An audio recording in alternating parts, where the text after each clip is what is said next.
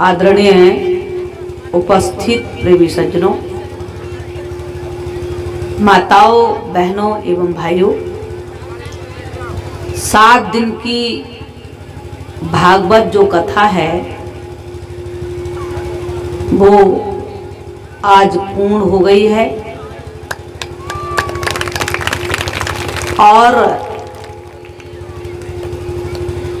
जैसे परीक्षक के लिए विमान आया और बाकी सब लोग कथा में बैठे रह गए। लोगों ने पूछा, कथा में तो हम भी गए थे, हमारे लिए विमान क्यों नहीं आया? अकेला राजा परीक्षित के लिए विमान क्यों आया?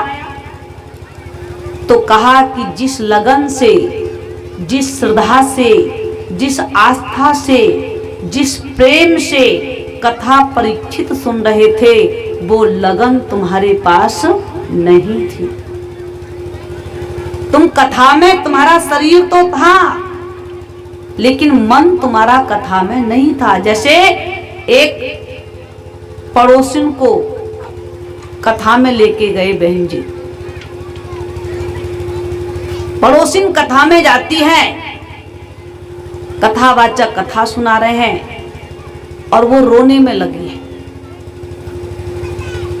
व्यास जी सोच रहे हैं कि बड़े ध्यान से, बड़े प्यार से ये कथा को श्रवण कर रही है, एक एक कथा के शब्द को ये मन में धारण कर रही है, इसलिए बह बह गिरे नैन नीरा, नैन से नीर गिर रहा है, इतना कथा में ये लीन है। कथा खत्म हुई और आप सभी जानते हो कथा के बाद लोग आरती लेते हैं, प्रणाम करते हैं, तो सब लाइन में लग गए प्रणाम करने के लिए, आरती लेने के लिए लाइन में लग गए। उसी लाइन में वो माजी भी लगे हुए थे जो रो रहे थे। तो व्यास जी ने प्रसाद उठाया और उस माजी को दिया और कहने लगे, माजी जब आप कथा सुन रहे थे तो बड़ा आंखों से आंसू निकल रहा था, आपको कौन सा प्रसंग इतना अच्छा लगा जिसकी याद में आपको रोना आ गया? तो माजी कहते, महाराज कथा था, तुम क्या सुना रहे थे उससे तो मुझे कोई मतलब नहीं है, लेकिन जब तुम कथा सुना रहे थे तो तुम्हारी दाढ़ी हिल रही थी और तुम्हारी दाढ़ी को देख के मुझे कल मेरा बकरा मर गया, वो भी घास खाता था, उसकी दाढ़ी भी ऐसी हिलती थी जैसे तुम्हारी हिल रही है।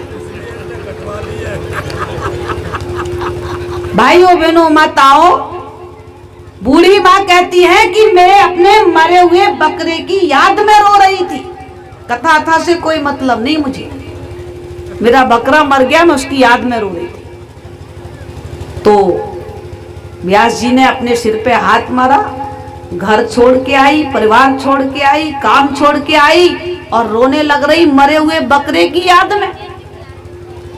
तो ऐसा आप लोग भी मत करना कि कथा में बैठे हैं और मन कहीं और चला जाए। मन अगर और चला गया तो कथा का जो लाभ है वो मनुष्य को नहीं मिल पाएगा। और जिन्होंने कथा को मन से सुना, आज उन्होंने लाभ लिया, अपने हृदय स्थित परमात्मा के नाम को, परमात्मा के स्वरूप को, परमात्मा के धाम को अपने जीवन में पाया।